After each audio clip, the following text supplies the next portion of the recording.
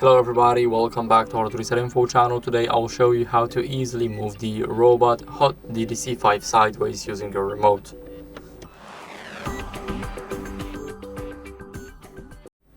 So first, let's start off by having the TV remote here. Now make sure that there are batteries inside and make sure that this robot is turned on. I cannot turn it on because it's very loud. It has around 70 decibels. So I cannot turn it on, otherwise you guys just wouldn't hear me. So now we have the remote and make sure that it's running. Now click the left arrow to go to the left and click the right arrow to go to the right.